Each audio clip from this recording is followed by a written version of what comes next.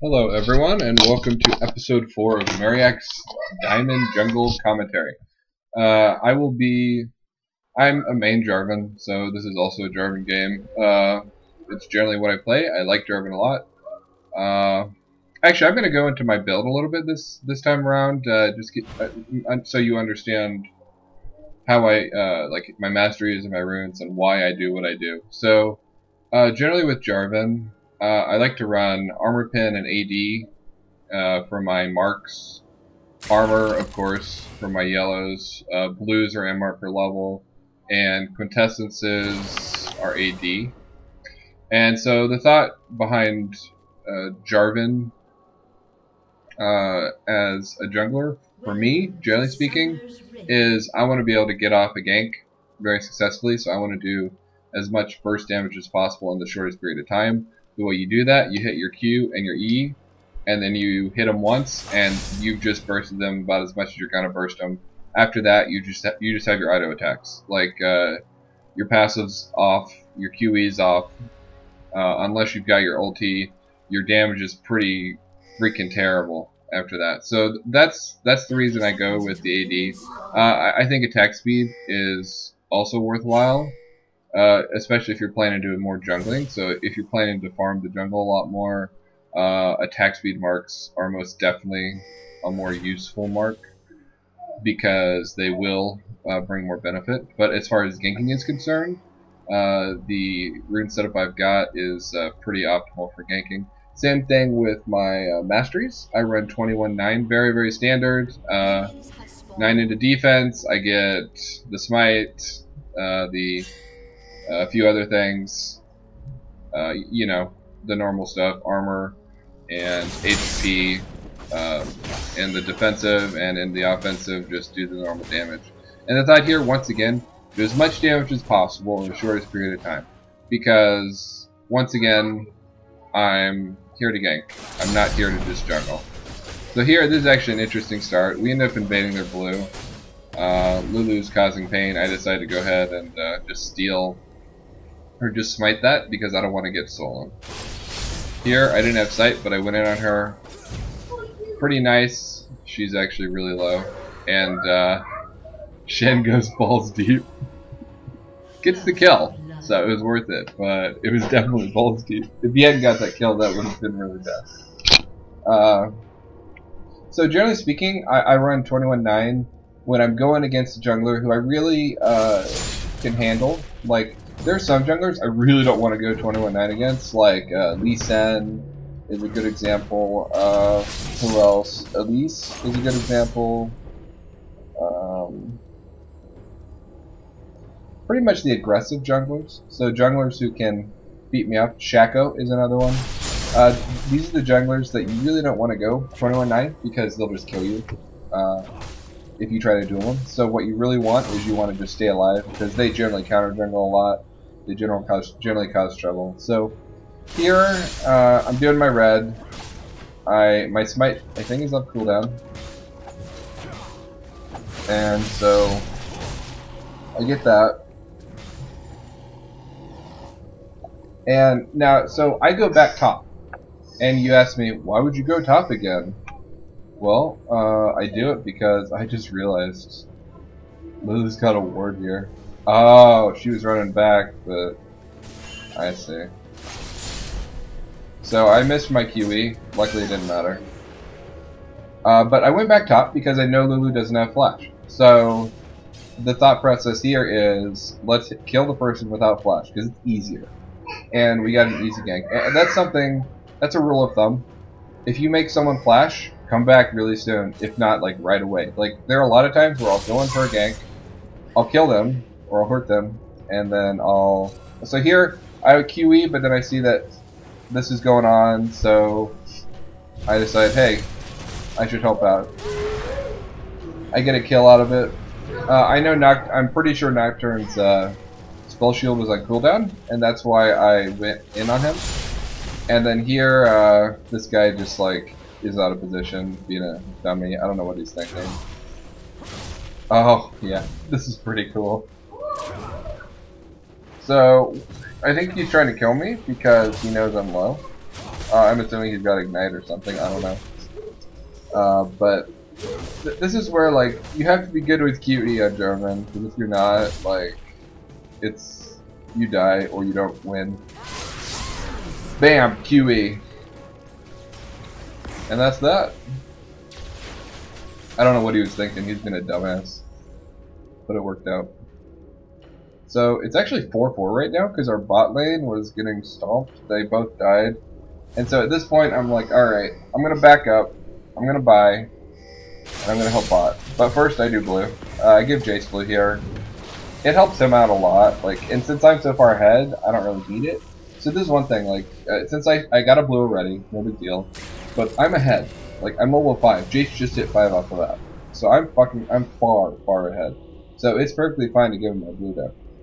A lot of times you want to take it, especially if you're not ahead. Like, generally speaking, I will take my blue, so even if we do steal their blue, and I do get red, I still want to take my blue, because that gives me more farm, and it puts me farther ahead of the jungler. But in this case, because I've got 3 kills, there's no need for me to take it, so I just go ahead and give it to Jace. Here I'm going bot. This is pretty straightforward. I really want to focus bot now. Like, right there, Shin just killed Lulu again. So, at this point, I just assume Shin's gonna win top. If he doesn't win top, he's bad. Right? Lulu's died 3 times, she's only got 1 kill. There's no excuse. So, my goal, focus bot. Easy kill on Sona. And I back off. That's another thing, don't dive. Like, a lot of times what people do is, even though... So here, I don't know, I guess Kay was thinking she'd get a kill, I think.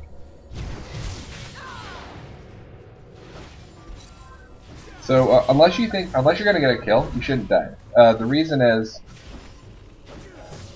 it really hurts you, because all of a sudden you can't stay in the jungle, you can't keep farming, because you're too low. So you have to back, which means you lose time, you lose experience, you lose money.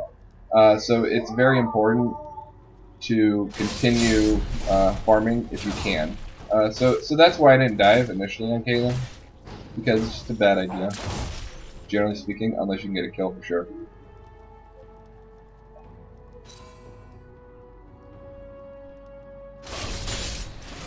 Oh, and I'm going against Nocturne. I didn't even remember mentioning that. Okay, so about Nocturne. He is, generally speaking, pretty weak. Well, he's not weak early, but he's not aggressive. And so here I'm pinging the blue. I know blue's going to be up like around 740. So I ping it, I come on over. I should have just gone in. This is hilarious, Nocturne's right there. If I had just gone in, it would have been safer. Whatever, not that big a deal for me. So here they collapse on us. Honestly, we should have all backed ASAP.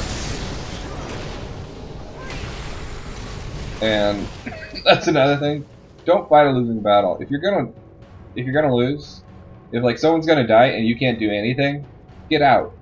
Don't like try to help them. You're not gonna help anyone, except for the other team. So I kind of screwed up there. Like, it sucks that we didn't get blue without dying. We could have. If I had just gone straight into blue, we would have gotten it without dying. Because I didn't, we actually ended up losing Jace. So that was a problem. And here, bot's still getting stomped. I don't know, like, they died again. So I'm coming to help. I jump in. Here, Caitlyn's really low, and I know that if I can just QE her, we're all good. Until I get a kill there. This is a pretty action-packed game. I'm doing pretty good. I'm 5-0-3. Pretty happy with that. Generally with the Shin top, like, you want to take the kills if there's a Shin. Shin doesn't really scale that well. He actually scales terribly. So it's better off for the jungler to get the kills when you're ganking for Shin. Just as a general rule. Obviously for bot with Ezreal, you want to let him get the kills if you can. Same thing with the mid. But generally speaking, with Shin, you want him. But yeah, so I was talking about Nocturne. So Nocturne is not very aggressive until level 6. He can't do that much until level 6. Yeah, I mean, he can go in, he's got a fear, but he has to walk in to do anything. So he has absolutely no engage. He has no gap closure.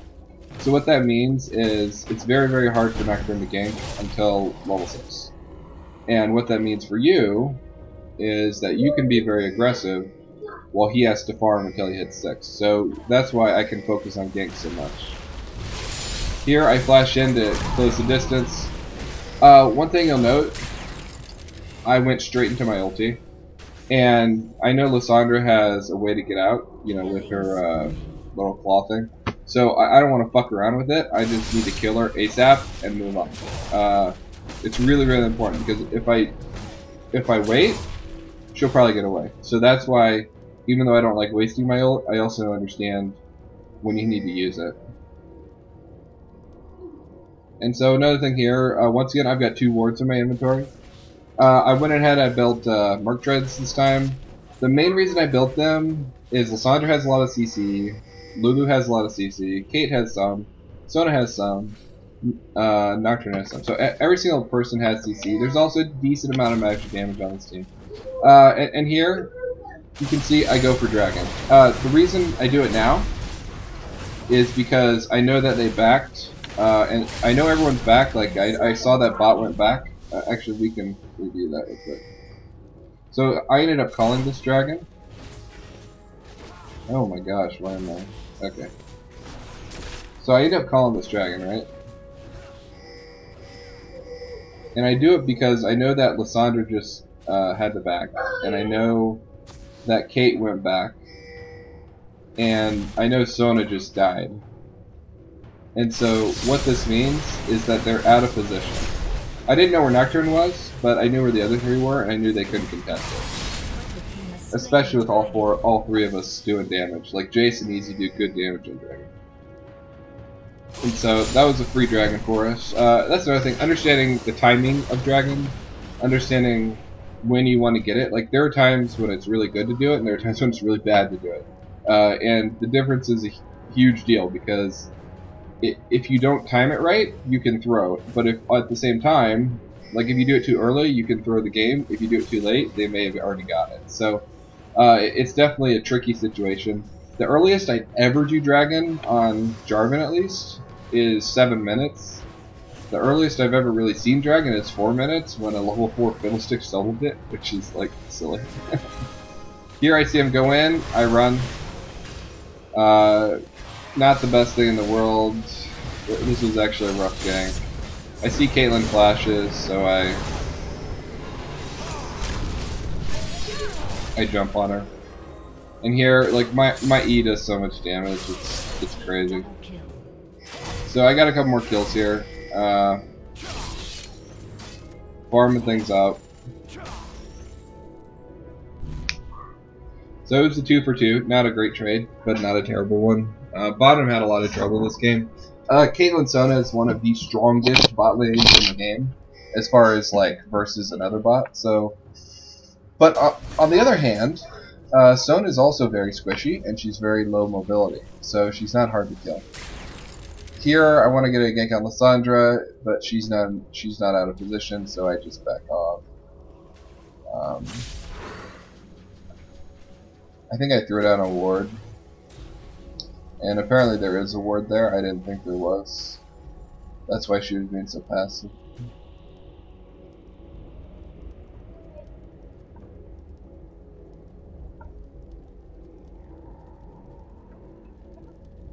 Purple team's turret has But yeah, been so like destroyed. against a Nocturne you can be super aggressive until level 6. I'm not saying Nocturne won't gank, but I'm saying his ganks aren't that effective. So unless he's like right in position, he can't do much until level 6. So here we go for Lulu. She's way out of position here. This is a very easy kill. We see she's going in, probably to ward, but yeah, to ward. But it doesn't matter. What does Lulu have for summers? She's got flash. That heal? Oh, that's her ulti, dude. Flash and smite. So here we get a great fight. Nobody dies. We kill 3 people. Everybody's low. But really, that's kind of game right there. As long as we don't fuck up, that's really game.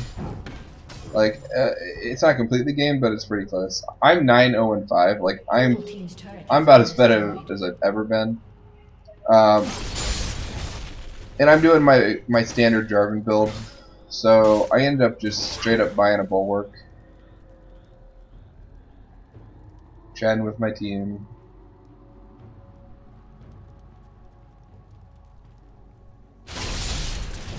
But anyways, yeah, so let's start with Nocturne jungle.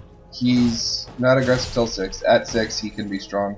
I don't think Nocturne's a very good jungler right now. I don't think he's in a good spot. The problem with him, he can't be that aggressive until 6. Even at 6, all you have to do is flash to get away from his ult. And his ult doesn't do that much damage. He doesn't bring that much pressure to the lanes. I find Nocturne to be a pretty underwhelming champion. He's only good if he gets fed, but he doesn't get fed very easily. He's a good dueler, but at the same time, he has no mobility, so he can't really counter jungle either. So I think Nocturne's in a really bad spot right now as a jungler. I don't think he's worth picking up. I don't think he's worth playing. So here, they actually see me here. Man, they had a lot of wards up that I did not avoid. I don't know why they...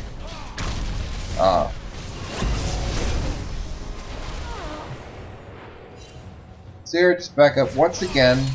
Don't dive. Like, you don't have to dive. It's okay to get 1 kill and back up, you know? It's okay. Let's just take the tower, you know? So, I'm like, take tower.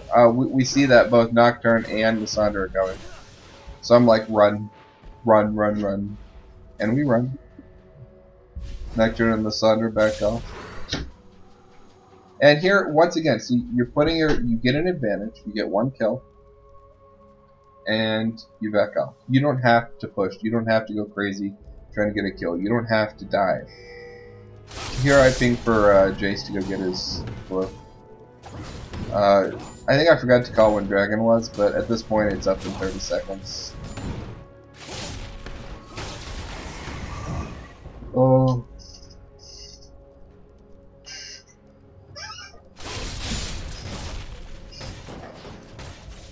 So here I'm in a great spot. Like, we won a team fight. We have a bulwark. We have a 17-minute bulwark. I am so fed. I won a team fight. We're up. I don't think we're up by that much because even though I'm fed, the rest of my team's kind of and we're not really. So I guess I did know. So I go straight to Dragon. This is a huge thing. Knowing when the timer is and just going on Dragon right when it comes up. It catches teams off guard.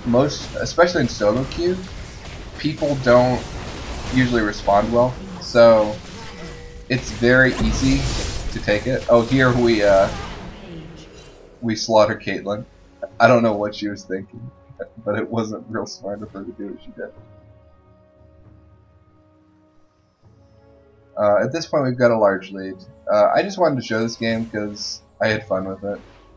One of these days I'll show a game I lose, but not right now. So here, close in the distance. I'm like, get back, get back. And then luckily Shin ults. And that's that. Once again, know your limits. Know your limits. I think this is a really good game to show, like, even if you're really far ahead, I'm 10-0-7. I'm about as fed as you're ever going to get on a jungler. And even now, I'm not like going balls deep. I'm not doing crazy things. I'm not diving insanely. Like, I'm playing smart. Just because you're ahead doesn't mean you lose sense, doesn't mean you lose the basic principles of playing the game. You still can't dive, you still can't beat 4v1. I mean, these things haven't changed. So you have to understand what your limits are and how to not step over them. Because if you die, you can feed and they can get back in it. We're up by 6k. But if everyone on our team dies one time, because they're all shutdowns, that's going to give them probably like 2.5k gold right there. All of a sudden, it's a closer game. So it's really important not to feed. It's really important to take your advantage and to push it, to work together. So when you get ahead in the mid game, it is very important to rally your team, work as a team. And so what I'm telling my team right now, we're ahead, but we're actually down a tower. And so I'm telling my team, I want the bot tower, I want the top tower. I told Shin to push his top, and I'm going bot with easy for the sole purpose of taking the bot tower. And that's something that's really important. Getting those towers down gives you map presence. It gives you the ability to go into their jungle and not have to worry about them being able to cut you off or being stuck in the jungle. So here I see that they're pushing hard. So I tell Easy, stay bot, get the tower, and we go top. Or we go mid, actually. So here Jace dies. This was a good engage for them. But it goes to show, look, team's behind.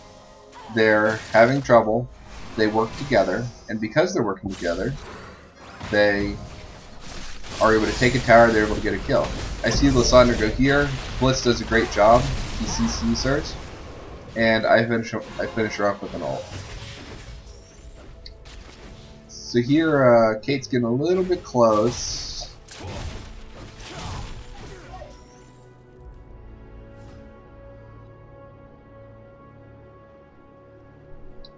But even out, we're up by about 5k. A little bit more. Not that big a lead. It's really not.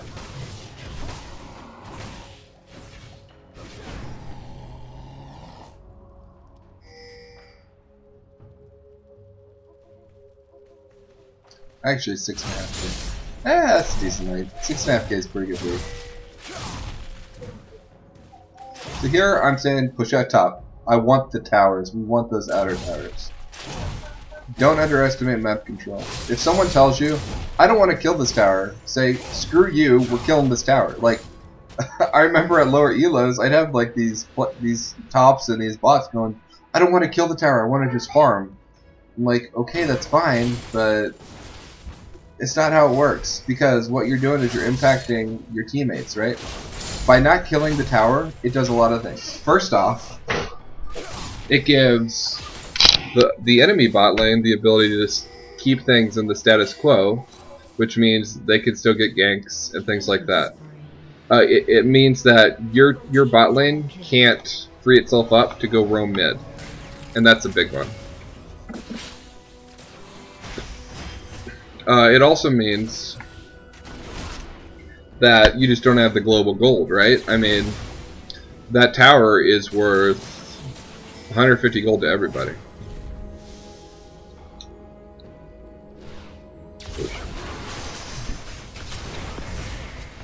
Here we go, kind of balls deep. See Lulu, we get her first.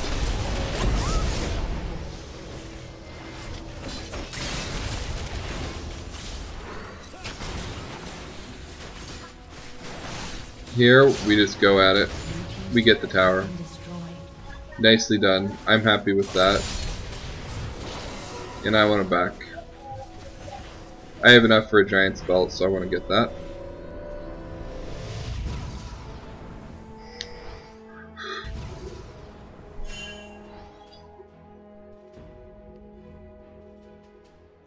So here, once again, I'm going top. I want that tower. Like, I'm so focused on that tower right now. But I see we can't get it right now because their 5 are all bot. So instead, I head bot.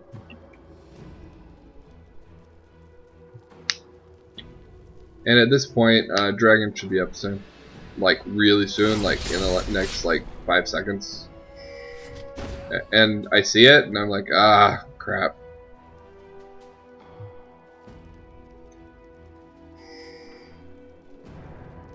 We all kind of pinged to do that. Oh, they had a ward there. So I back up because that's just a bad situation. And I'm like, I don't know what to do. Should I go in? So my team comes over, and at this point we can start going in. They did a good job warding. I'm actually surprised. There were a lot of wards. Like, a shocking amount of wards. So there, I waited to QE until Blitz got his pull, because I wanted to hit it, so that I could do enough damage to kill someone. Here, Sona gets a perfect ult off. It doesn't really matter, because we're just too far ahead, but it was still a very good ult. Blitz with another good grab. And here, I just go straight in. So there, we get 3 kills out of it, and we go Baron. Pretty obvious choice here. I mean, they only have 2 up. I'm a little worried about the Nocturne, because he can steal Baron pretty easily. But I'm not like terribly worried, because it's still a 2v5. Even though we're a little low, it's still a 2v5. And I pinged top tower saying, hey, let's do that. That's another thing, understanding when to Baron. I'm actually not a big fan of doing Baron unless, number 1, you're behind, or number 2, like the jungler's dead and one other person at least. Because there's too much risk. So like generally speaking, if I'm ahead, I don't like doing Baron that often. Like we did it this time because we just had a really good opportunity to. But generally speaking, I kind of feel like it's not the best choice normally.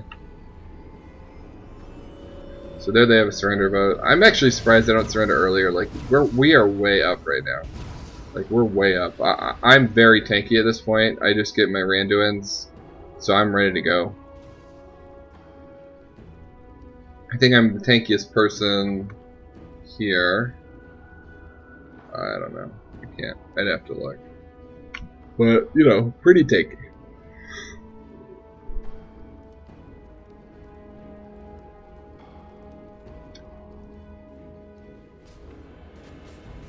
So here I'm actually saying, let's push bot. This is a good time to push bot. We got Baron, so there's no objectives. There's no objectives we need to worry about losing. So this is a very safe time to go bottom. So I ping bot, start pushing it out.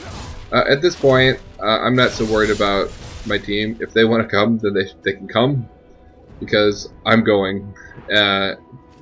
I just want to put pressure on the enemy. I want to force them to defend, so that we don't get in a situation where they're split pushing and we're trying to defend. I've run into that multiple times when we're behind. And that's something that happens if your team doesn't group up and get together quickly enough. If instead they're really slow to get together, it can actually cause problems where the enemy team's split pushing and they're able to get multiple towers. But in this case, our team groups really well, and I get a good ulti here, and I die. But all for a good cause.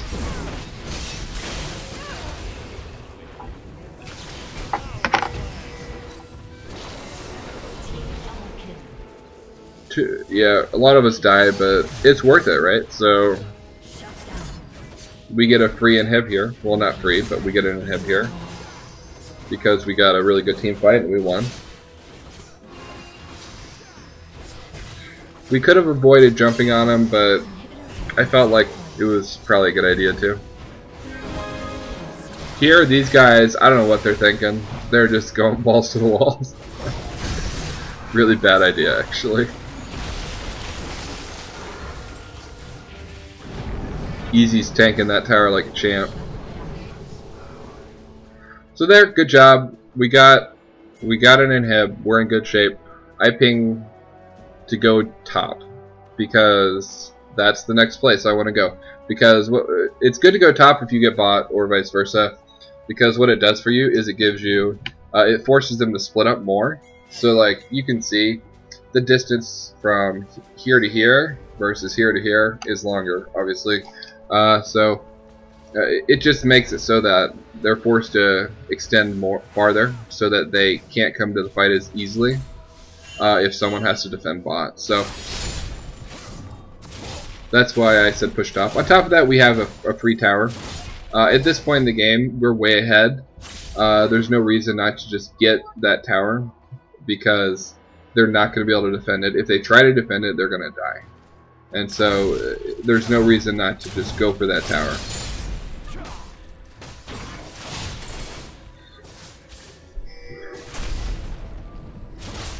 Here Lulu's being a pain in the ass, and I'm like, oh crap! And I screw up, messed up my QE.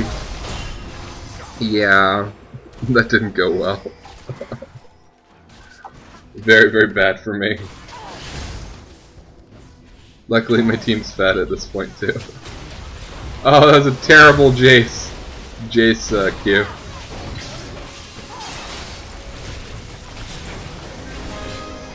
Another good Sona ult, but what can you do, right? Jace is doing work. And he dies. Interestingly enough, if you die when your Q's going off on Jace, it disappears. It's a new little tidbit. Here, we can... I think we end up pushing mid down, actually. Or just backing. So this, that fight, I think we technically won it, but it wasn't a great fight for us. And, you know, their team's not that good late game, but we have a Shen, we have a Jarvan, neither one of which is amazing late game. We're also all AD, so they can build straight armor and negate a lot of what we do. Actually, Sona's build is, like, terrible. The hell is she doing? I never... Oh, okay. Shirayas... You don't get Shirayas first. Shirayas like a late game support item. You never get Shirayas first. I think that's terrible. It doesn't bring any fighting potential. Like that's why I like Bulwark so much as the first item. It brings so much potential for fighting. So there I hide around the corner. And then we decided to do a 3v5. Why the hell not, right? Let's just do it.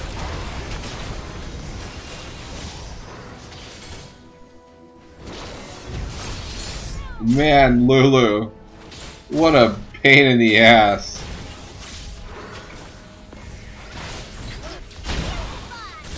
Oh my gosh.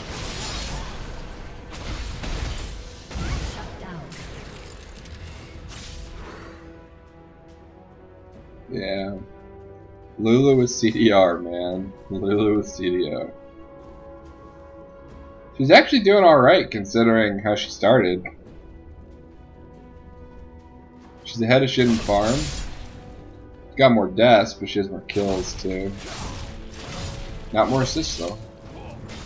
So here, there's just formality. There's really nothing else good. The big thing to note here, like, it's just rally your team. Like, especially as a jungler, your job is to call the shots. Your job is to tell the team what to do. So, or at least that's part of your job, to tell the team, let's go here, let's go there. You're the one who coordinates people where they go. So, this is something I did a lot of this game. I really coordinated. I was telling people to go here, go there, go there. Here, they're like, hey, let's do Baron. I'm like, ah, whatever, sure. They can't really do anything. I ward up. At this point, we've got enough damage. I'm not terribly worried. I mean, it's possible they could take it, but it's unlikely. And pretty easy Baron there. So this is the final battle. But yeah, so be the shot caller for your team. Help your team. I ping top. I'm like, let's go top. Let's take top. It's easy. It's safe. We don't want to just go straight to the inhib or straight to the nexus.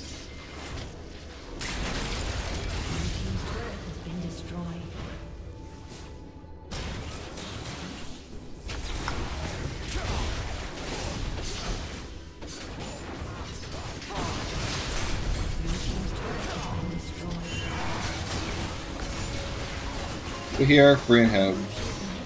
They can't stop us. I go in.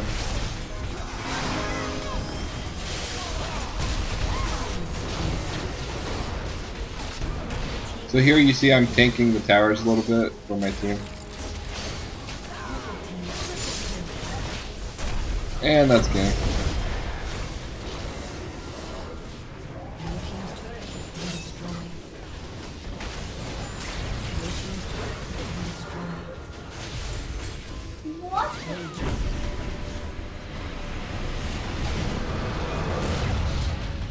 I hope you guys enjoyed it. I hope you learned something from this. Each game is a little bit different. Each matchup's a little bit different. And just to reiterate, the Nocturne versus Jarvan IV matchup. Nocturne can't be that aggressive early. He can outduel you, so if he does catch you in the jungle by chance, you can't beat him, not unless he's low. He's gonna beat you. So that's something to make note of.